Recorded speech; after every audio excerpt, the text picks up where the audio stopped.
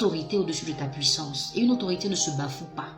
Par ta façon de parler à un homme, ta façon de le dénigrer, ta façon de lui répondre, les mots que tu utilises, les postures que tu prends quand il te parle, comment tu le regardes, comment tu le traites devant tes amis, devant ta famille, ça peut l'emmener à être encore plus amoureux ou ça peut l'emmener à ne plus être amoureux et donc à te tromper.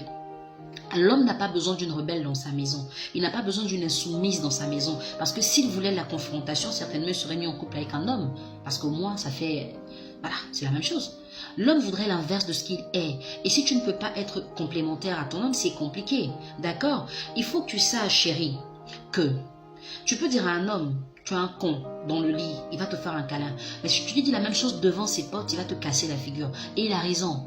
Il faut savoir parler à l'homme. La langue de la femme, elle peut la détruire comme la valoriser. Et si tu ne sais pas utiliser ta langue, chérie, tu vas perdre ton mari.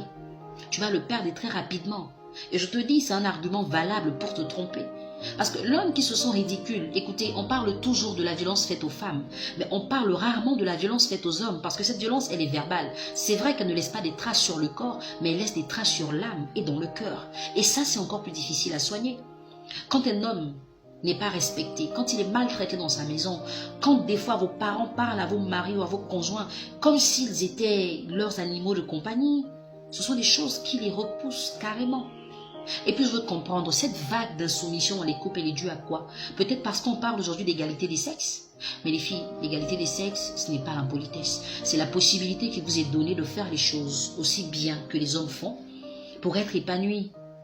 Ce n'est pas une rébellion, ce n'est pas une démonstration de puissance. Et puis entre nous, quand vous vous rébellez devant un homme, ça porte quoi comme fruit? Un homme qui vous déshabille, qui vous met dans des postures ridicules, parce que pendant l'acte sexuel, la femme elle est très ridicule. Toutes les positions que vous prenez, c'est l'homme qui vous les intime. Mais en plus, ils n'ont jusqu'à toucher 2-3 parties de votre corps et puis vous devenez comme des moutons entre leurs bras. Et pourquoi quand on a fini tout ça, il faut venir maintenant se rébeller, avoir des allures guindées, être imbu de sa personne, parler à son homme comme si on parlait à un adversaire. Écoutez les filles, les hommes et les femmes sont complémentaires. Tant que vous n'aurez pas compris ça, vous aurez toujours des problèmes dans vos relations. Et puis, la tendresse, c'est quelque chose qui doit être naturel chez la femme.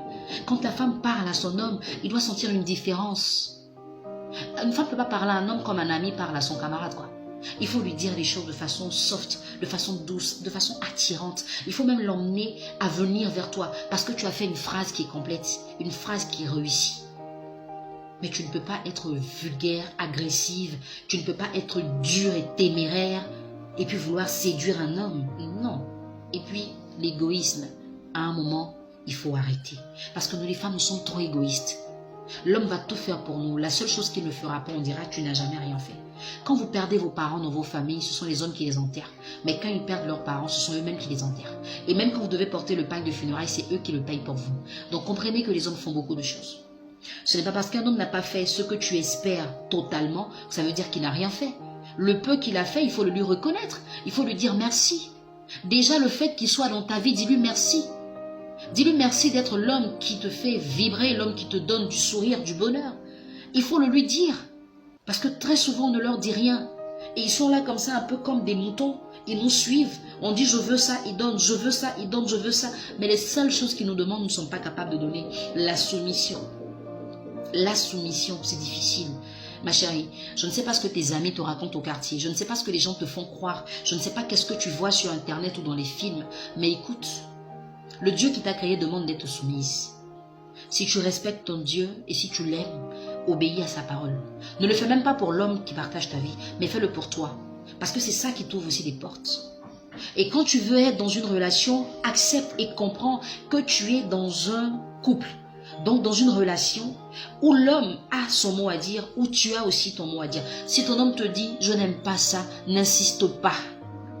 Tu ne dois pas lui dire « non mais pourquoi tu n'aimes pas ?» C'est lui qui sait ce qu'il aime et ce qu'il n'aime pas.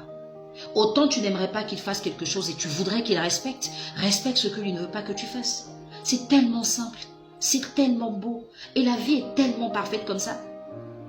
Des fois, on n'a même pas de problème dans le couple. Mais on va les soulever, on les charge, on les dépose et on cherche des gens qui vont nous expliquer qu'est-ce que ça fait. S'il vous plaît les filles, apprenez à respecter les hommes parce qu'ils sont nombreux à ne pas être mis en valeur, à ne pas être honorés. Et ça, ce n'est pas bon. On ne fait pas ça.